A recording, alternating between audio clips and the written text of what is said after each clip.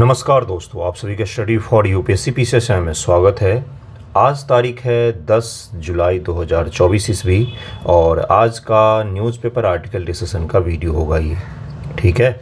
और आज के वीडियो में हम लोग क्या सब पढ़ने वाले हैं, तो राष्ट्रीय सुरक्षा से जुड़े हुए एनएसए नेशनल सिक्योरिटी एडवाइज़र, इनके कार्य क्या होते हैं, इनकी किस प्रकार से प्रकृति बदली है पिछले 10 सालों में 2014 के पश्चात से, और इनके पद को सृजित करना या बनाकर रखना क्यों आवश्यक होता है, क्या कुछ चुनौतियां इनसे जुड़ी हुई, इस पर डिटेल आर्टिकल को हम लोग डिस्कस करने वाले हैं।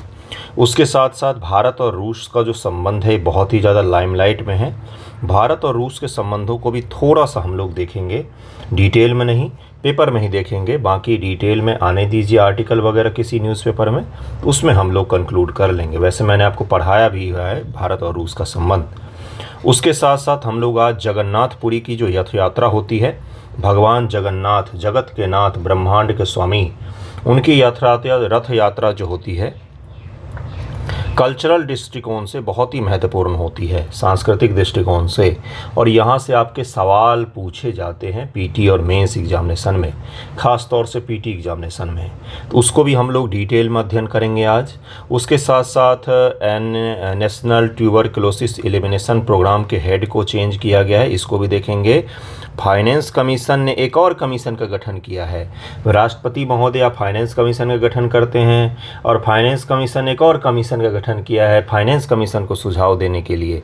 तो कमीशन पर कमीशन गठित किया जा रहा है। भारत एक कमीशन प्रधान देश है, समिति प्रधान देश है, तो उसको भी हम लोग देखेंगे कि भाई क्या गठित किया गया है, क्या है मामला। उसके साथ साथ प्रधानमंत्री मोदी जी को, पीएम को रूस का सर्वश्रेष्ठ नागरिक सम्मान दिया गया है, जिसकी घोषणा 2019 में की गई थी। तो सम्मान का नाम क्या है, जिस ईसाई संत के नाम पर दिया गया है, उनके बारे में भी थोड़ा सा अध्ययन करेंगे कि उस संत का नाम क्या था, क्या थे और किस क्षेत्रों में प्रचार करने के लिए निकले थे, उनके बारे में भी पढ़ेंगे हम लोग। ओके, तो यही सब होगा आज के बीच। कल भी मैंने बताया था, आज फिर से बता देता हूँ कि एग्ज़ाम के डेट को लेकर अपने प्रिपरेशन पर प्रभाव मत डालिएगा, मत पढ़ने दीजिएगा। ऐसे यूट्यूब पर वीडियो अपलोड होने अब शुरू हो गए हैं, बहुत सारे अपलोड होंगे कि एग्ज़ाम आगे बढ़ेगा, एग्ज़ाम पीछे होगा, एग्ज़ाम उसी डेट को होगा, फलाना ठिकाना, लॉट्स ऑफ चीज़ें ऐसे अपलोड होने वाली हैं कंटेंट। तो उनसे बच कर रहिएगा भ्रम से। हमें केवल एक ही को मानना है, वो है परम सत्ता। बीपीएससी के पास जो है कि भाई उसने जब बोला कि आगे बढ़ गया तो बढ़ गया, नहीं बोला तो 30 सितंबर को आपका पेपर होगा। ओके, तो इसको ध्यान में रखिएगा और देखिएगा ध्यानपूर्वक आज का न्यूज़ में क्या क्या हम लोग कवर करने वाले हैं। प्रधानमंत्री मोदी जी गए कहाँ पर, तो रूस की यात्रा पर गए हैं, आधिकारिक यात्रा है उनकी और शानदार यात्रा रह रहा है अभी तक। तो प्रधानमंत्री जी ने बोला कि युद्ध का समय भी नहीं है ये, और उन्होंने बोला कि जब युद्ध में बच्चों की मृत्यु होती है या महिलाएं मारी जाती हैं, कोई भी मरता है तो बड़ा ही दुखद होता है, ये बर्दाश्त करने लायक चीज़ें नहीं होती हैं। ख़ास तौर से तब जब प्रधानमंत्री जी की कल यात्रा हुई है रूस की, और कल ही रूस ने क्या किया, परसों ने तो कीव के, यूक्रेन की राजधानी कीव, इसके एक चाइल्ड हॉस्पिटल पर अटैक किया गया। ये बहुत ही ज़्यादा दुखद है। चाइल्ड हॉस्पिटल जो है इस पर अटैक किया गया, बहुत सारे बच्चों की मृत्यु हुई है। तो वहाँ पर डायरेक्ट भारत ने बोला कि हम आपसे संबंधों को स्थापित करना चाहते, लेकिन हम आपके पिछलग्गू नहीं होंगे कि आपके गलत कृत्यों में भी आपका साथ दें। भारत ने कठोर शब्दों में इसका कंडेम किया है कि किसी बच्चे की अगर मृत्यु होती है कि बहुत ही गलत बात है, ऐसा नहीं होना चाहिए। और तो सोचिए कितना बड़ा दुखद चीज़ होगा ये, किसी चाइल्ड हॉस्पिटल पर अटैक करना। हॉस्पिटल पर कभी भी अटैक युद्ध के दौरान नहीं किया जाता है, युद्ध के भी कुछ नियम होते हैं। उसके अलावा भारत और रूस ने, कल ही मैंने आपको बता दिया था, ये न्यूज़ तो आज आया है, कल ही मैंने आपको बताया था कि भारत और रूस जो है वो $100 बिलियन का न्यूज़ आज आया, पहले ही मैंने बताया था आपको। $100 बिलियन का व्यापार स्थापित करना चाहते हैं। देखिए, भारत और रूस का जो संबंध है ना, बहुत ही पुराना संबंध है हमारा, लेकिन व्यापारिक संबंध हमारे बहुत ही कमज़ोर हैं, है ना।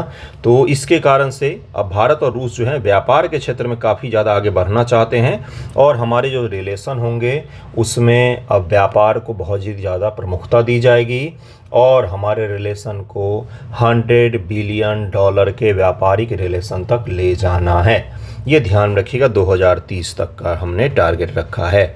रूस से हम क्या क्या व्यापार करते हैं, हथियार सबसे प्रमुख चीज़ है। हथियार के अलावा ऊर्जा का क्षेत्र, ऊर्जा में रूस सबसे बड़ा नेचुरल गैस का भंडारक है दुनिया में, तो ये हम इससे खरीदते हैं। पेट्रोलियम उत्पाद भी, उसके अलावा खाद्य आपूर्ति की चीज़ें भी आती हैं। हीरा काफ़ी बड़े स्तर पर होता है। गोल्ड का व्यापार हम लोग करते हैं, बेचते हैं जो है हम, उसमें हम सॉफ्टवेयर से लेकर खाने पीने की चीज़ें, वस्त्र हो गए, उसके अलावा मांस हो गया, ये सब चीज़ें हम बेचते भी हैं उनको। और ये हम दोनों देशों के बीच में रिलेशन है। इस रिलेशन को और भी ज़्यादा बढ़ाने की बात की गई है। $100 बिलियन तक हम ले जाएंगे। साथ ही साथ में कल विनय मोहन क्वात्रा जी, अब ये कौन है, तो हमारे विदेश सचिव महोदय हैं। पहली बार इन्होंने स्वीकारा है, क्या किस चीज़ को स्वीकारा है, और ये बहुत ही बड़ा कंसर्न है हमारे लिए। भारत सरकार ने रूस के समक्ष ये मुद्दा उठाया भी है कि जो इक्विपमेंट होते हैं और स्पेयर पार्ट होते हैं किस चीज़ के लिए, तो हथियारों का, ये हम रूस से बहुत ही बड़ी मात्रा में आयात करते हैं। हथियारों के स्पेयर पार्ट्स और अलग अलग जो इक्विपमेंट होते हैं, छोटे छोटे पार्ट्स होते हैं। जैसे मान लीजिए फाइटर जेट है, वो उसमें कुछ खराबी आ गई तो उसके पार्ट्स आते हैं रूस से बनकर। तो हमने बोला है कि रूस और यूक्रेन वॉर के कारण से वो पार्ट्स जो हैं उनमें डिलीवरी में डिले हो रहा था बहुत ज़्यादा, और ये हमारे लिए बिल्कुल भी अच्छी चीज़ नहीं है। क्यों अच्छी चीज़ नहीं है? अगर हमारे इक्विपमेंट सही से काम नहीं करेंगे, हमारे स्पेयर पार्ट सही से काम नहीं करेंगे, तो सैनिक कैसे लड़ेंगे? आजकल के सैनिक तलवारों से नहीं लड़ते हैं, वो तकनीक से लड़ते हैं। तो इसलिए हमें उसकी ज़रूरत पड़ती है, और हमारा जो डिलीवरी है वो डिले हो रहा है 2022 के पश्चात से। कई सारे विशेषज्ञों ने सवाल उठाया था, लेकिन भारत सरकार ने हमेशा इनकार किया था। कल पहली बार एक्सेप्ट किया है, रूस के समक्ष ये मामला भी उठाया गया है कि आप हमारे स्पेयर पार्ट्स और युद्धक सामग्रियों के जो अलग अलग वॉर के मशीन वगैरह होते हैं उनके लिए स्पेयर पार्ट्स और इक्विपमेंट समय पर डिलीवरी करेंगे आप हमें। इसको लेकर कुछ ज्वाइंट वेंचर भी स्थापित किया जाएगा। भारत में स्थापित किया जा सकता है, रूस में स्थापित किया। तो ज्वाइंट वेंचर का तात्पर्य कि आप अकेले नहीं बना पा रहे, तो आइए दोनों लोग मिलकर बनाएंगे, लेकिन हमारे पार्ट्स की डिलीवरी में देरी नहीं होना चाहिए। दरअसल में रूस से अगर आपने कोई हथियार लिया है तो उसके पार्ट्स वगैरह जल्दी दुनिया के किसी दूसरे देश में नहीं मिलेंगे, आपको रूस में ही मिलेंगे। और रूस पर हमारे हथियारों की जो निर्भरता है वो करीब 65% के आसपास अभी भी बना हुआ है, जो कि सही नहीं है। क्यों सही नहीं है? रूस खुद ही अपने युद्ध में उलझा है, वो हमारे लिए क्या सप्लाई करेगा। इसलिए कल भारत सरकार ने इस मुद्दे को भी वहाँ पर उठाया है। तो एक ओवरव्यू आपको मिल गया होगा कि क्या क्या हो रहा है। मोदी जी को जो अवार्ड मिला है उसके बारे में भी हम लोग देखेंगे। कजान में काफ़ी बड़े स्तर पर वार्तालाप हुआ है। कजान रूस का एक शानदार सा शहर है, तो वहाँ पर ये वार्तालाप वगैरह सब हो रहा है। बाकी दाचा के बारे में मैंने आपको बताया था। मॉस्को में एक छोटा सा जगह है जहाँ पर मोदी जी और रूस के प्रधानमंत्री, रूस के जो राष्ट्रपति, उन दोनों ने मिलकर भोजन वोजन किया, खाना वाना खाया। और अब चलते हैं NSA को डिस्कस करते हैं, डिटेल आर्टिकल इंडियन एक्सप्रेस का। ओके, देखिए ये जो पद है, आपको पता होगा कि अजीत डोभाल जी को एक्सटेंशन दिया गया। अजीत डोभाल जी सहित देश के जो सबसे बड़े ब्यूरोक्रेट्स हैं उनमें से मैक्सिमम लोगों को एक्सटेंशन दिया गया है भारत सरकार के द्वारा नई गवर्नमेंट शुरू होते ही। अजीत डोभाल जी को 2014 में राष्ट्रीय सुरक्षा सलाहकार के पद पर नियुक्त किया गया था, तब से वो उस पद पर बने हुए हैं। एक नई गवर्निंग बॉडी का भी गठन किया गया है, एडिशनल नेशनल सिक्योरिटी एडवाइज़र। अब इनके तहत में अलग अलग डिप्टी एडवाइज़र जो है नेशनल सिक्योरिटी के, वो काम करेंगे और वो अपना सलाह देंगे। देखिए यहाँ पर लिखा हुआ, जिसमें एक ANSA अजीत डोभाल जी होंगे और 3 डिप्टी NSA शामिल होंगे। प्रतीत यह होता है कि इस बदलाव के साथ उनकी भूमिका सलाहकारी अधिक तथा परिचालनात्मक कम हो जाएगी। उनका जो एडवाइजरी तक उनकी जो भूमिका है वो ज़्यादा हो जाएगी। वैसे भी नेशनल सिक्योरिटी एडवाइज़र होता है, न कि वो ऑपरेशन कंडक्ट करवाता है। एक बहुत ही बड़ा भ्रम है देश में। क्या क्या उसके कार्य हैं, क्या संविधान में कोई प्रावधान है इसको लेकर, इन सभी चीज़ों को हम लोग देखेंगे। ओके, 71 BPSC को लेकर अपना आंसर राइटिंग चल रहा है, तो उसको ज्वाइन कर सकते हैं आप। 11th की ज्योग्राफी शुरू होने वाली है, तो उससे पहले ज्वाइन कर लीजिएगा। 70 BPSC को लेकर टेस्ट सीरीज़ शुरू हो गया है बहुत पहले ही, और लेकिन आप अभी भी ज्वाइन कर सकते हैं। पहले के सारे टेस्ट, वीडियो, एक्सप्लेनेशन सब कुछ अवेलेबल है। कल साइंस का होगा, 2 साइंस के पेपर होंगे, उसके पश्चात फुल लेंथ शुरू हो जाएगा। तो फुल लेंथ से पहले ज्वाइन कर लीजिए ताकि आपको बेनिफिट हो।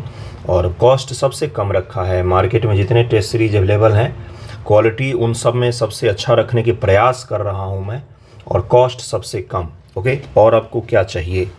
ये बदलाव NSA की भूमिका के बारे में बुनियादी सवाल के पुनर्मूल्यांकन को प्रेरित करते हैं, जैसे कि आंतरिक, देखिए राष्ट्रीय सुरक्षा सलाहकार एक एडवाइजरी ही बॉडी होता है, ध्यान से सुनिएगा मेरी बातों को। लेकिन जो सुरक्षा को लेकर समिति होती है जिसके हेड प्राइम मिनिस्टर होते हैं, उसके सचिव भी एनएसए ही होते हैं। और एनएसए का कार्य जो है ये केवल सुरक्षा सलाह देने तक सीमित नहीं है भारत में, बल्कि 10 वर्षों में उनकी जो भूमिका है वो बहुत ही ज़्यादा डायनामिक हो गई है और लाइमलाइट में भी काफ़ी रहे हैं। क्योंकि उस पद पर अजीत डोभाल जी को नियुक्त किया गया, जिनका ऑपरेशनल बैकग्राउंड है। समझिएगा इस चीज़ को, कोई एक विशेषज्ञ बना है जिसका बैकग्राउंड कौन सा है, तो ऑपरेशनल है, यानी कि उन्होंने अलग अलग ऑपरेशंस में हिस्सा लिया है, जिसमें कांधार हाईजैक से लेकर मणिपुर में, उसके पश्चात बहुत सारे ऐसे ऑपरेशन हैं, ऑपरेशन ब्लू स्टार, कई सारे ऑपरेशंस में उन्होंने भाग लिया है। तो दरअसल में वो एक्शन मैन के तौर पर हैं जिनको एडवाइस देने के लिए नियुक्त किया गया है। इसके कारण से एनएसए का पद थोड़ा सा लाइमलाइट में भी आ गया है, लेकिन जिम्मेदारी अभी भी उतना ज़्यादा लाइमलाइट वाला नहीं दिखता है। जिम्मेदारी का तात्पर्य होता है जैसे 4 जून के पश्चात से, जब से नई सरकार का गठन हुआ है, जम्मू कश्मीर में इतने ज़्यादा आतंकवादी हमले हो रहे हैं, कोई एक प्रेस कॉन्फ्रेंस करके उनको बोलना चाहिए था कि हाँ हमारी जिम्मेवारी है, ये हम फेल हुए हैं। क्योंकि आपके पद के साथ साथ, आपकी भूमिका के साथ साथ जिम्मेदारी भी आती है, उसके लिए भी आपको जिम्मेदार माना जाएगा। देखिए यहाँ पर क्या है, चूंकि भारत बढ़ती सुरक्षा चुनौतियों का सामना कर रहा है, भारत के राष्ट्रीय सुरक्षा ढांचे सुधार के साथ एनएसए की भूमिका को पुनर्गठित करने के लिए बहुआयामी दृष्टिकोण की आवश्यकता है। मल्टी डायमेंशनल दृष्टिकोण हमें चाहिए, जिसके द्वारा हम उनकी भूमिका को समझ सकें। और आपसे क्या पूछा जाएगा, आपसे कोई इंटरव्यू में नहीं पूछा जाएगा कि आप सोचेंगे हम इस पर 10 मिनट 15 मिनट तो बोल देंगे, बड़ी बड़ी लंबी लंबी फेंक देंगे। आपसे आंसर राइटिंग में पूछा जाएगा ही, और वहाँ पर आप लिख नहीं पाएंगे तो कोई मतलब नहीं बनता पढ़ाई का। देखिए क्या है, भारत में प्रमुख कार्य क्या है, 1 2 3 4 ये सब उंगली पर गिने होने चाहिए कि उनके कौन कौन से कार्य हैं। उंगली पर गिने हुए होने चाहिए, क्यों? क्योंकि आपको लिखना है, इसको आंसर राइटिंग करना पड़ेगा मेंस एग्जामिनेशन में। रणनीतिक सलाहकार कार्य, एनएसए राष्ट्रीय सुरक्षा मामलों प्रधानमंत्री का प्रधान सलाहकार होता है, प्राइम मिनिस्ट्री ऑफ इंडिया का होता है। आपको कंफ्यूज करने के लिए दे सकता है कि डिफेंस मिनिस्टर का होता है, नहीं। सीडीएस जो होते हैं वो डिफेंस मिनिस्ट्री से रिलेटेड होते हैं, जो राष्ट्रीय सुरक्षा सलाहकार होते हैं वो प्रधानमंत्री से रिलेटेड होते हैं। ओके, अगला देखिए क्या है कि वह घरेलू विदेशी रक्षा नीतियों पर व्यापक रणनीतिक परामर्श प्रदान करता है, जटिल सुरक्षा, खुफिया सूचना, इंटेलिजेंस संबंधी मुद्दों पर गहन विश्लेषण और अंतर्दृष्टि भी प्रदान करता है। वो समन्वय व एकीकरण करता है। एकीकरण का मतलब अलग अलग जो एजेंसियां हैं देश में जुड़ी हुई, सुरक्षा से जुड़ी हुई, इनमें समन्वय और एकीकरण को भी बढ़ावा देता है। सबको एक साथ एक बोर्ड पर लाने की कोशिश करता है, एक टेबल पर लाने की कोशिश करता है, और उसके पश्चात किसी मुद्दे पर एकीकृत होकर सोचने, विचारने, एक्शन लेने का प्लान बनाते हैं। जैसे RNAW जो भारत की बाह्य खुफिया एजेंसी है, IB जो इंटरनल खुफिया एजेंसी है, NTRO National Technical Research Organisation करके है, ये टेक्निकली सपोर्ट करती है सुरक्षा से जुड़ी हुई चीज़ों का। इसका फुल फॉर्म अगर मैंने गलत बोला हो तो देख लीजिए एक बार। NTRO ये क्या है, देश की रक्षा सुरक्षा से जुड़ा हुआ बहुत ही प्रमुख संगठन है। जेम्स बॉन्ड वाली मूवी देखी है आपने, उसमें एक डिपार्टमेंट रहता है जो अलग अलग प्रकार के चीज़ें देता है, जैसे जादुई कार टाइप का जिससे गोली निकलती है, या फिर एक पेन देता है जिससे गोली निकलती है, पेन जिसमें कैमरा है, तो उसी प्रकार का NTRO है। अब आप समझ जाएंगे, कभी नहीं भूलेंगे, ठीक ना। MI मिलिट्री इंटेलिजेंस होता है, DIA डिफेंस इंटेलिजेंस करके होता है, NIA नेशनल इन्वेस्टिगेशन एजेंसी है। प्राप्त करता, उन्हें प्रधानमंत्री के समक्ष प्रस्तुत करने के लिए समन्वित करता है। इन सभी से इनपुट प्राप्त करके उसको प्रधानमंत्री के समक्ष प्रस्तुत करते हैं और उसका विश्लेषण प्रदान करते हैं कि इसका क्या मायने हैं। सुरक्षा संबंधी नीतियों कार्यों पर विभिन्न मंत्रालय के बीच तालमेल सुनिश्चित करता है।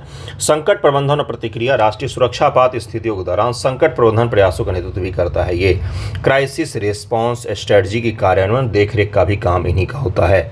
राजनयिक सहभागिता और वार्ता, इसमें भी भाग लेते हैं। ये संवेदनशील अंतर्राष्ट्रीय मुद्दों के लिए ट्रैक टू डिप्लोमेसी में संलग्न होते हैं। जैसे अभी कुछ दिन पहले ही भारत के जो NSA हैं उन्होंने अपने समकक्ष NSA USA से वार्तालाप किया और उस पर जो टेक्नोलॉजी ट्रांसफ़र को लेकर काफ़ी बड़े स्तर पर बातचीत हुई है कि हमें कुछ अच्छे टेक्नोलॉजी ट्रांसफ़र की आवश्यकता है हमारी आर्मी के लिए। हमारी नेवी के लिए, हमारी रक्षा सुरक्षा, हमारे सैन्य ढांचे के लिए। तो ये क्या है, क्या ये एनएसए का कार्य है? लेकिन वो वहाँ पर गए, ट्रैक टू डिप्लोमेसी को भी कई बार लीड करे। ट्रैक टू डिप्लोमेसी का तात्पर्य क्या होता है? डायरेक्ट ना करके इनडायरेक्ट चीज़ों को इन्वॉल्व करना किसी देश के साथ में, बैक चैनल के थ्रू वार्ता करना, ट्रैक टू डिप्लोमेसी को अप्रोच करना, जिससे क्या होता है कि देश के मुद्दों को हम दूसरे देश के समक्ष बिना किसी शोर शराबे के अच्छे से उठा सकें। अंतर्राष्ट्रीय सुरक्षा मंचों और द्विपक्षीय सुरक्षा वार्ताओं भारत का प्रतिनिधित्व करता है। संस्थागत नेतृत्व एनएसए नेशनल सिक्योरिटी काउंसिल के सचिव के रूप में कार्य करता है और प्रधानमंत्री जी एनएससी का अध्यक्ष होते हैं। नेशनल सिक्योरिटी काउंसिल का अध्यक्ष पीएम होते हैं। हाल ही में राष्ट्रीय सुरक्षा सलाहकार को मंत्रिमंडल के द्वारा एक्सटेंशन दिया गया है और उनकी नियुक्ति प्रधानमंत्री कार्यालय के साथ साथ अगले आदेश तक जो भी पहले हो रहेगी। कार्यकाल के दौरान वरीयता तालिका में उन्हें कैबिनेट मंत्री का दर्जा प्राप्त होगा। कैबिनेट मंत्री का दर्जा दिया गया है एनएसए को। तो ये एक बहुत ही इंपॉर्टेंट पद हो गया। लाभ क्या है, चिंताएं क्या है एनएसए पद का? तो केंद्रीकृत रणनीतिक निगरानी, मतलब सेंट्रलाइज हो जाता है हर चीज़। इतने सारी इंटेलिजेंस एजेंसियां हैं, उनके जो इनपुट होते हैं उनको सेंट्रलाइज कर देना, एकीकृत कर देना, समन्वय कर देना उनको, है ना। चुनौती क्या है इसमें? संवैधानिक अस्पष्टता है। संविधान में इस तरह का कोई प्रावधान नहीं है, ना तो कोई इस तरह का बड़ा एक्ट बनाया गया जिसके तहत इसको वैधानिकता प्रदान की जा सके। ये एक आदेश के द्वारा मात्र सृजित है। त्वरित निर्णय निर्माण, प्रधानमंत्री तक प्रत्यक्ष रूप से पहुंच से संकट के समय त्वरित कार्रवाई संभव हो पाती है। जवाबदेही की कमी है। जवाबदेही की कमी तो आपने देखा ही होगा, इतने बड़े बड़े अटैक हुए हैं देश में 2014 के पश्चात से, एक से बढ़कर एक हुए हैं। फिलहाल में ही आप देख लीजिए, कल भी 5 जवान शहीद हो गए। 5 जवान कोई कम होता है क्या? बहुत ज़्यादा, 5 घर उजड़ गए, आप समझ सकते हैं। कोई तो रिस्पॉन्सिबिलिटी लेना, कि कोई तो सामने आकर बोले ना कि हमसे चूक हुई है। कौन जवाबदेह होगा? लोकतंत्र में जवाबदेही सुनिश्चित करना बहुत ज़्यादा ज़रूरी होता है ना। तो जब देश के युवा पीढ़ी से लेकर लोग इतना भरोसा करते हैं किसी एनएसए पर, तो उनको जवाबदेही भी तो लेनी पड़ेगी, सामने आकर बोलना पड़ेगा, या तो कोई मंत्री ही आकर बोले सामने, किसी को तो बोलना चाहिए। अगला देखिए क्या है, अंतर एजेंसी समन्वय। ये तो मैंने पहले ही समझाया। राष्ट्रीय सुरक्षा का व्यक्तिकरण, एक व्यक्ति पर निर्भरता ज़्यादा हो जाता है। क्या है? तो देखिए यहाँ पर लिखा हुआ, नीतियों के निर्वर्तमान पदधारक के व्यक्तिगत विचारों से अत्यधिक प्रभावित होने का जोखिम उत्पन्न रहता है कि वो जो व्यक्ति बैठा है एनएसए के पद पर, उसकी अपनी विचारधारा क्या है, उस विचारधारा से कहीं राष्ट्रीय सुरक्षा का तो कोई गठजोड़ नहीं हो रहा है। तो यानी कि व्यक्तिकरण, एक व्यक्ति पर निर्भरता और उसकी विचारधारा के आधार पर आगे बढ़ने का एक डर रहता है। मैं आपको दोनों हिस्सा पढ़ा रहा हूँ, इधर पक्ष है इधर विपक्ष है। ओके। दीर्घकालिक रणनीतिक योजना, दूरदर्शिता और दीर्घकालिक रणनीतियों पर ध्यान केंद्रित करने की क्षमता प्राप्त होती है। नागरिक सैन्य असंतुलन, यह नागरिक सैन्य संबंधों को नाजुक संतुलन को बाधित कर सकता है, क्योंकि राष्ट्रीय सुरक्षा सलाहकार के पद पर कौन बैठे होते हैं? तो एक बैठे होते हैं नागरिक सेवा से संबंधित व्यक्ति, और सुरक्षा का काम दरअसल में आर्म फोर्स का होता है, इसलिए कई बार ये टकराव की भी संभावना देखी जा सकती है। अगला कौन सा है? कूटनीतिक लचीलापन, संवेदनशील वार्ताओं के लिए विवेकपूर्ण उच्च स्तरीय कूटनीति को सक्षम बनाता है। और यहाँ पर क्या लिखा हुआ? राज्य तंत्रों के साथ समन्वय, संघीय ढांचे में अपरिभाषित भूमिका संघर्ष को जन्म दे सकती है। स्टेट लेवल पर भी तो थ्रेट होते हैं, इसको ध्यान में रखिएगा। कुछ आपको मैंने पॉजिटिव और निगेटिव पॉइंट्स बताए हैं। अब ज़रा देखिए इसमें और क्या सब मुद्दे हैं। एनएसए का पद होना जरूरी क्यों होता है? साइबर सुरक्षा और डिजिटल खतरे बढ़ रहे हैं पूरे देश भर में, पूरे दुनिया भर में बढ़ रहा है, इसलिए हमें चाहिए एनएसए का पद। मुंबई में 2020 ईस्वी में मुंबई का जो पावर ग्रिड है उस पर अटैक हुआ था, जिससे मुंबई के पूरे बिजली शट डाउन हो गए थे। यहाँ तक जो कभी नहीं रुकने वाली मुंबई लोकल है उसको भी बंद कर दिया गया था पावर कट के कारण से। ये देश पर हुआ सबसे बड़ा साइबर अटैक में से एक अटैक था। हमने उस चीज़ पर वार्तालाप नहीं की, बातचीत नहीं हुई, लेकिन कल को सोचिए युद्ध की स्थिति में कोई एक देश दूर बैठे बैठे अगर हमारे देश के मेट्रो को, रेल को, लोकल ट्रेन को, शहरी जीवन को प्रभावित कर सकता है, तो देश में कितना ज़्यादा कियोस बन जाएगा, है ना। अगला चुनौती कौन सा हो जाएगा? तो सीमा पार आतंकवाद और कट्टरपंथ जो है, ये सबसे बड़ा चुनौती है हमारा, जिसमें lone wolf attack, bio terrorism जैसे मुद्दे जो हैं ये देखने को हमें मिल सकता है। हाल ही में रियासी जो जम्मू कश्मीर में हमला हुआ था, हाल ही में क्या बोले, अभी कल ही हुआ है, परसों भी हुआ है, 4 जून के पश्चात तो रुक ही नहीं रहे हमले, है ना। सीमा विवाद और क्षेत्रीय अस्थिरता का एक माहौल होता है, जैसे LAC line of actual control पर 2020 में जो अटैक हुआ, उसके पश्चात हमें समन्वय की परम आवश्यकता पड़ी, जिसमें क्या था कि हमें क्विक रिएक्शन लेना था। तो ऐसे सिचुएशन में एनएसए का पद जो होता है वो काफ़ी गंभीर पद माना जाता है। अफगानिस्तान और म्यांमार जैसे पड़ोसी देश हैं हमारे। म्यांमार में क्या है, तो म्यांमार में युद्ध के कारण से, गृह युद्ध के कारण से अस्थिरता है। अफगानिस्तान में तालिबान का शासन आया है, जिसको हम बुरा नहीं बोल सकते, ना तो अच्छा बोल सकते हैं। हमारे साथ रिलेशन अच्छे हो रहे हैं धीरे धीरे। आपको एक चीज़ बताऊं, वर्ल्ड बैंक के अकॉर्डिंग तालिबान का जो इकोनॉमिक तालिबान यानी अफगानिस्तान का जो इकोनॉमिक रूप से वृद्धि है और इकोनॉमिक स्टेबिलिटी है, वो पाकिस्तान, बांग्लादेश से, कई सारे दुनिया के अच्छे देशों से भी अच्छी है कंडीशन, ठीक है। तो ये भी हमारे लिए खतरा है कि भाई आगे का रिलेशन किस प्रकार से तालिबान के साथ में या अफगानिस्तान के साथ स्थापित किया जाए। इसको लेकर भी NSA का पद जो होता है काफ़ी महत्वपूर्ण हो जाता है। अंतरिक्ष उपग्रह सुरक्षा, समुद्र महासागरीय खतरे भी हमारे सामने हैं। सूचना युद्ध व सोशल मीडिया हेरफेर, miss information, weaponisation of information, सूचनाओं को हथियार के तौर पर उपयोग करना, कोई फेक न्यूज़ बहुत बड़ा देश में फैला देना जिससे देश में कियोस्क की स्थिति क्रिएट हो जाए। तो ये कुछ ऐसी स्थितियां हैं जिसके कारण से हमें NSA का पद चाहिए होता है, क्योंकि ये समन्वय का काम बहुत ही अच्छे तरीके से करते हैं। समन्वय का काम बहुत ही शानदार तरीके से किया जा सकता है इस पद के पर बैठे व्यक्ति के द्वारा, इसलिए हमें NSA का पद चाहिए। तो कुछ चुनौतियां आपको मैंने बताया है, इनको ध्यान में रखिएगा। आवश्यकता क्या है इस पद की, ये भी मैंने बता दिया। पद किस प्रकार से सृजित किया गया, ये भी बताया है मैंने। पद के कार्य कौन कौन से होते हैं, ये भी बताया है मैंने आपको। और इसका महत्व क्या है, चिंता क्या है इस पद से जुड़े हुए, वो भी मैंने आपको बताया है। तो इन चीज़ों को ध्यान में रखिएगा, ये आपके लिए बेहद इंपॉर्टेंट था। अगले टॉपिक पर चलते हैं। अगला टॉपिक देखिए क्या है। अगला टॉपिक है जगन्नाथ रथ यात्रा। भगवान जगन्नाथ की रथ यात्रा आयोजित की जाती है। बहुत पहले समय से आयोजित की जा रही है। इसमें भगवान श्री कृष्ण यानी कि जगन्नाथ, उनकी बहन को सुभद्रा और भाई बलदेव, जो बलधर जिनको कहा जाता है, जो भी है, इन तीनों के रथ को निकाला जाता है। ये तीनों नगर के भ्रमण के लिए निकलते हैं। और ये रथ जो है संपूर्ण रूप से लकड़ी का बना होता है, नीम की लकड़ी का बना होता है। इसमें कोई भी एक भी इक्विपमेंट लकड़ी के बिना किसी भी चीज़ का उपयोग नहीं किया जाता है, किसी भी मशीन का उपयोग नहीं किया जाता इसको बनाने में।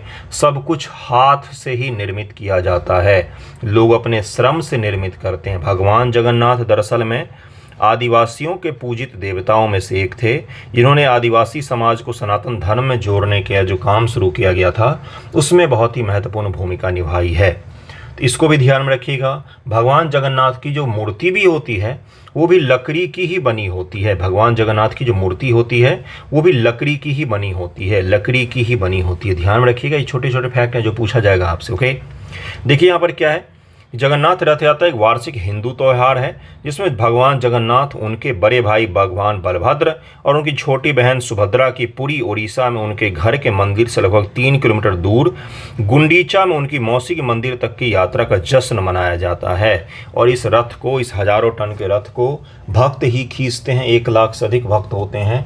वहाँ पर आपने देखा ही होगा वीडियो फोटोज़, तो उसको शानदार उत्सव होता है, दुनिया भर में इसकी ख्याति है। आपको पता होना चाहिए कि जगन्नाथ रथ यात्रा के टाइप का ही यात्रा इसी तरह का भगवान जगन्नाथ के छोटे छोटे रथ लोग बनाते हैं। और पाकिस्तान से लेकर, यूरोप से लेकर, अमेरिका से लेकर कनाडा तक सभी देशों में इस तरह की यात्रा आयोजित की जाती है। देश के सबसे बड़े उत्सवों में से एक होती है उत्सव, एक बार जरूर देखना चाहिए। इस त्यौहार के पीछे की विदंती यह है कि एक बार देवी सुभद्रा ने गुंडीचा में अपने मौसी घर जाने की इच्छा व्यक्त की थी, उसी के पश्चात से होता है। उनकी इच्छा पूरी करने तो भगवान जगन्नाथ और भगवान बलभद्र ने रथ पर उनके साथ जाने का फैसला किया। अतः इस घटना की याद में देवताओं को इसी तरह से रथ पर ले जाकर प्रत्येक वर्ष त्यौहार के रूप में मनाया जाता है। और ये न्यूज़ क्यों चर्चा में है, था आज के मैं डाला है क्यों, भगवान जगन्नाथ मंदिर के साथ में जुड़ा हुआ एक खजाना टाइप का बोल सकते हैं। अभी का न्यूज़ है भाई, बीजेपी की गवर्नमेंट जब उड़ीसा में स्थापित हुई है तो उसने चुनाव में वादा किया था कि भगवान जगन्नाथ से जुड़े हुए दोनों गुफाओं को खोला जाएगा, दोनों जो खजाना है उसको खोला जाएगा। सामान्य भाषा में समझाने के लिए कह रहा हूँ मैं।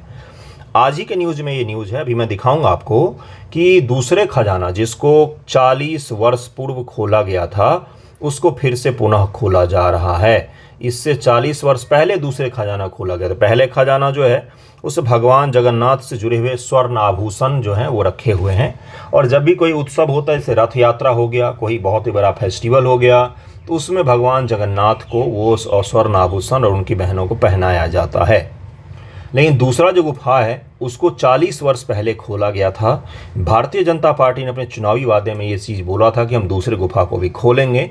उसमें भगवान जगन्नाथ को जो समर्पित किए गए अलग अलग स्वर्ण आभूषण और स्वर्ण हैं जो अलग अलग राजवंशों के द्वारा और उनको दिया गया, वो करीब में सारे के सारे उसमें इकट्ठे किए गए, जिसमें 129 kg के करीब में स्वर्ण है, 129 kg गोल्ड है, यहाँ पर गोल्ड है, क्या है, गोल्ड, और 232 kg के आसपास में सिल्वर का यहाँ पर रखा हुआ है।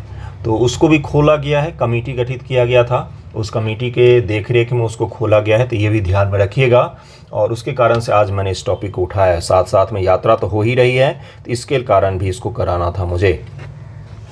देखिए, माना जाता है कि मंदिर का निर्माण 12वीं शताब्दी में पूर्वी गंग राजवंश के राजा अनंत वर्मन चोंडगंग के द्वारा करवाया गया था। वेरी वेरी वेरी इंपॉर्टेंट, ये पूछेगा आपसे। इस त्यौहार को रथों का त्यौहार के रूप में जाना जाता है, क्योंकि देवताओं को लकड़ी में 3 बड़े रथों पर ले जाया जाता है। भक्तगण इन रथों को रस्सियों से खींचा जाता है। यह त्यौहार आषाढ़, जून, जुलाई के महीने के शुक्ल पक्ष के दूसरे दिन शुरू होता है और 9 दिनों तक चलता है ये रथ यात्रा। 9 दिनों तक वो रथ यात्रा पर रहते हैं। 9वें दिन के पश्चात वो अपने मंदिर में पुनः लौट कर आ जाएंगे, तीनों के तीनों देवता। रथों की विशेषताएं: रूपकार सेवक जो कि कुशल कारीगर होते हैं द्वारा रथों पर पक्षियों, पशुओं, पुष्पों, संरक्षक देवताओं की जटिल आकृतियां बनाई जाती हैं। उसके अलावा देखिए यहाँ पर क्या है, नंदी घोष, भगवान जगन्नाथ के रथ को कहा जाता है नंदी घोष। उसके अलावा जो दर्पदलन होता है ये गॉडेस सुभद्रा से जुड़ा हुआ है, और तला ध्वज जो होता है ये भगवान बलभद्र से जुड़ा हुआ है। भगवान जगन्नाथ के पहिए, रथ में 16 पहिए होते हैं, सुभद्रा में 12 होता है, और तल ध्वज में 14 पद होते हैं। इसमें 832 लकड़ी के टुकड़े इसे 593 से 763 यूज किए जाते हैं। इसका कलर होता है रेड और येलो। सुभद्रा का होता है रेड और ब्लैक, और भगवान जो बलभद्र हैं उनका होता है रेड और ग्रीन। ओके, कलर है ये। और ऊंचाई भी सबसे ज़्यादा किसकी होती है, तो भगवान जगन्नाथ का जो रथ होता है उसकी ऊंचाई सबसे ज़्यादा होती है। ओके, जगन्नाथपुरी मंदिर के बारे में थोड़ा सा देखिए। जगन्नाथपुरी मंदिर भारत के उड़ीसा राज्य में स्थित सबसे प्रभावशाली स्मारकों में से एक है। भुवनेश्वर शहर जो है उसको मंदिरों का शहर भी कहा जाता है, लेकिन ये पुरी में स्थित है। इस मंदिर को व्हाइट पगोडा के रूप में जाना जाता है। यह 4 धाम तीर्थ यात्रा बद्रीनाथ, द्वारिका, पुरी और रामेश्वरम जो देश के 4 धाम हैं, देश के 4 धाम हैं, यहाँ पर हैं एक यहाँ पर बद्रीनाथ हो गया, पुरी हो गया, उसके पश्चात द्वारिका यहाँ पर हो गया, और यहाँ पर सबसे नीचे यहाँ पर हो गया कन्याकुमारी के पास रामेश्वरम। तो देश में 4 धाम हैं, उनकी बात मैं कर रहा हूँ। उत्तराखंड में 4 धाम अलग हैं, है ना। तो एक हिस्सा है। यह कलिंग वास्तुकला का एक शानदार उदाहरण है जो घुमावदार शिखर, जटिल नक्काशी, अलंकृत मूर्तियों की विशेषता के लिए विख्यात है। मंदिर परिसर ऊंची दीवार से घिरा हुआ है। इसके चारों द्वार 4 मुख्य दिशाओं की ओर खुलते हैं।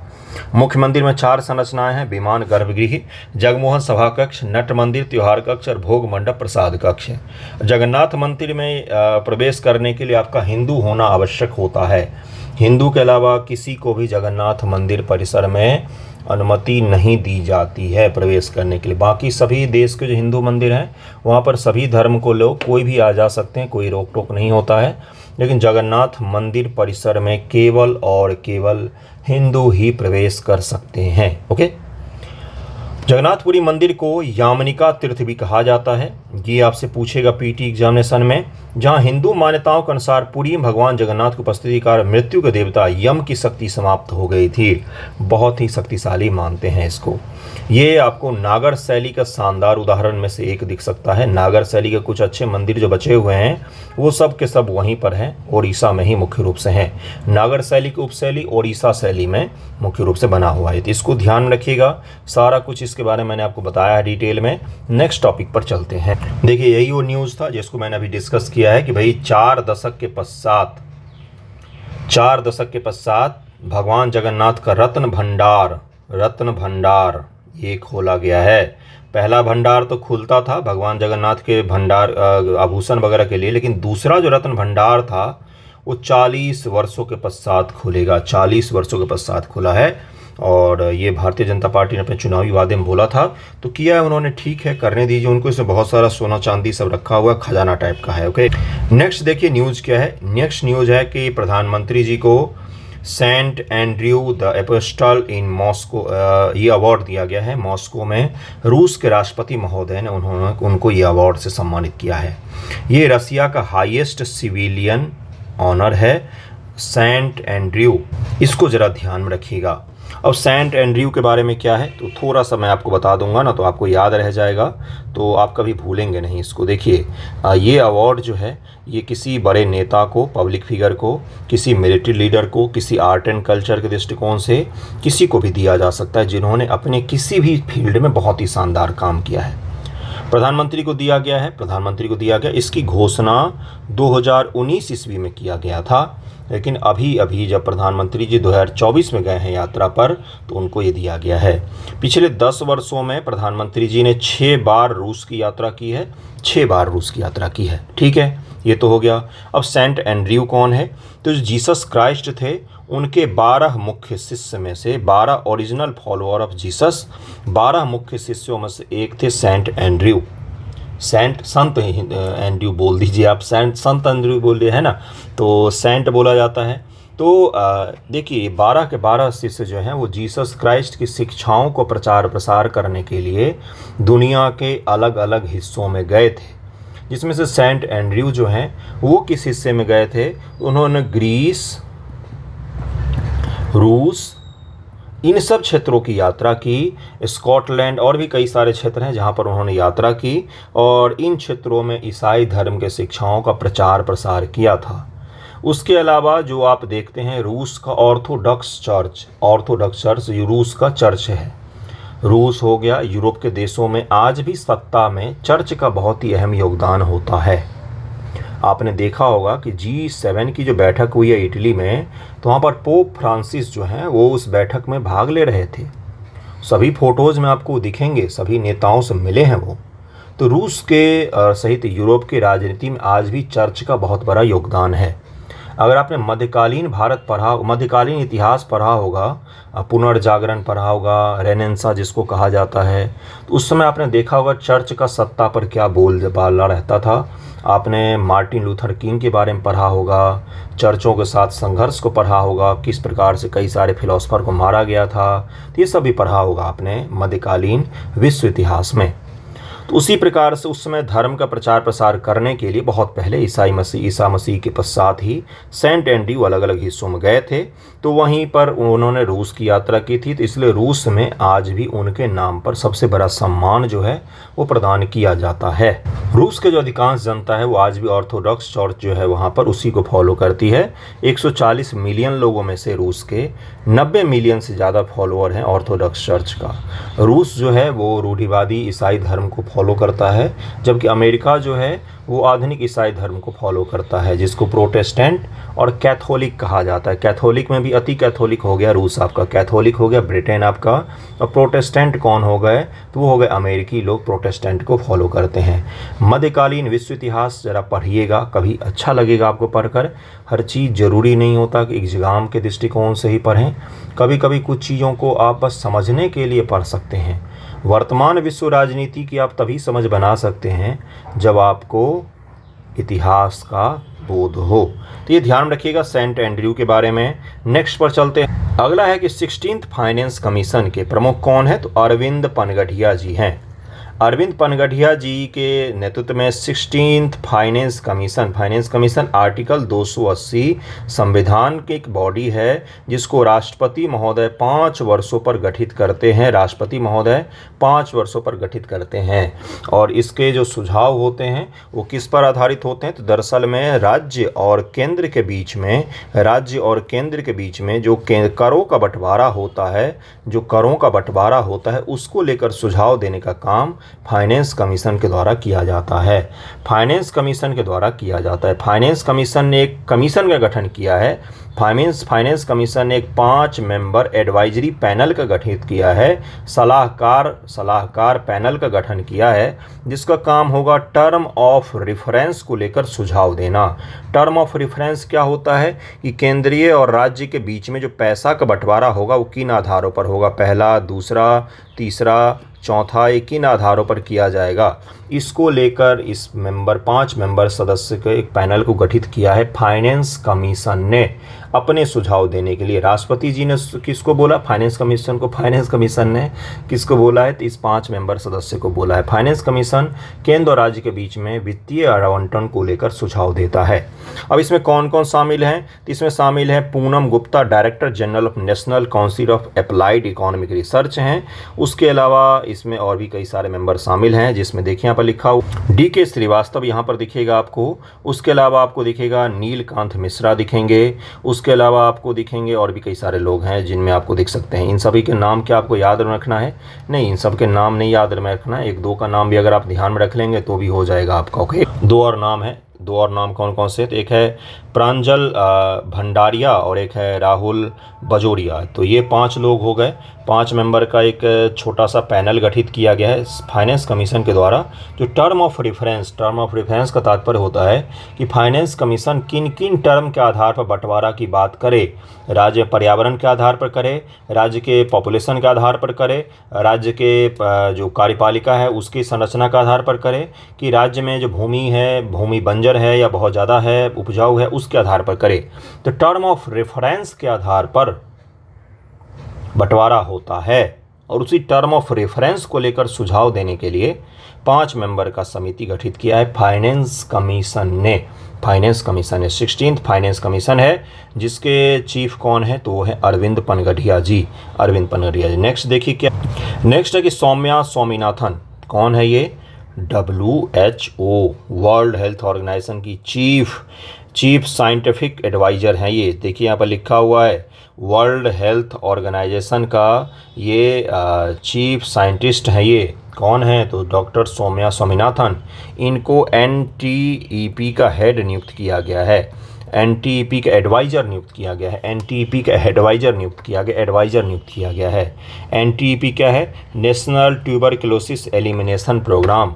आपको ये बताना है कि NTEP का क्या लक्ष्य है, कब तक हमें देश से ट्यूबरक्लोसिस को ख़त्म करना है, और WHO का क्या लक्ष्य है। ये 2 आपको मुझे बताना है। आपको मैंने इससे पहले ही बताया है। तो डॉक्टर सौम्या स्वामीनाथन को अपॉइंट किया गया है NTEP के एडवाइज़र के तौर पर। इससे पहले ये Indian council of medical research की भी साइंटिस्ट रह चुकी हैं और वर्ल्ड हेल्थ ऑर्गेनाइजेशन में तो चीफ साइंटिस्ट के पद पर हैं ये। चेन्नई बेस्ड हैं ये, और समझ ही सकते हैं इनका क्वालिफिकेशन क्या ही होगा जब इतने बड़े बड़े बॉडी को हेड कर रही हैं। तो डॉक्टर सौम्या स्वामीनाथन का नाम ध्यान रखिएगा। NTEP के बारे में मैंने आपको बता ही दिया है। नेक्स्ट देखिए क्या, नाटो का सम्मेलन हो रहा है। नाटो का 75 वर्ष पूरा हो गया है। तो नाटो का सम्मेलन हो रहा है कहाँ पर? वॉशिंगटन में सम्मेलन हो रहा है इसका। बस ये आपको ध्यान रखना है। और इस सम्मेलन में न्यूजीलैंड, कोरिया, दक्षिण कोरिया, उत्तर कोरिया तो भाग नहीं लेगा, दक्षिण कोरिया, जापान, कई सारे देश भाग ले रहे हैं। चीन के जो पड़ोसी देश हैं, इसलिए चीन का कंसर्न है। तो उसने बोला है कि ये सब गलत हो रहा है, ऐसा नहीं होना चाहिए वगैरह वगैरह। जो उसके आलोचना है वो करे आलोचना। हमें क्या ध्यान में रखना है कि नाटो का 75 वर्ष पूरा होने पर सम्मेलन कहाँ पर आयोजित किया गया है? तो वॉशिंगटन DC में आयोजित किया जा रहा है। वॉशिंगटन DC में किया जा रहा है, District of Columbia, Washington DC में किया जा रहा है इसका आयोजन, जो अमेरिका का है। अमेरिका में किया जा रहा है, अमेरिका में। ओके, तो इसको ध्यान में रखिएगा। ये कुछ मुख्य पॉइंट हो गए इस टॉपिक से। बाकी तो क्रिटिसिज्म किया करने दीजिए। नाटो की स्थापना कब हुआ था? तो शीत युद्ध की जब शुरुआत मानी जाती है तब नाटो का स्थापना माना जाता है। नाटो का 4 अप्रैल 1949 को इसको स्थापित किया गया था और वॉशिंगटन DC में ही स्थापना हुआ था। 75वां सम्मेलन वहीं पर आयोजित किया जा रहा है। इसका मुख्यालय ब्रुसेल्स में है। तो ये भी ध्यान में रखिएगा। ये सारे मैंने आपको बता दिए। आज का न्यूज़पेपर डिस्कशन यहीं पर समाप्त करते हैं हम लोग, और नेक्स्ट वीडियो में मिलेंगे। थैंक यू सो मच आप सभी का वीडियो देखने के लिए।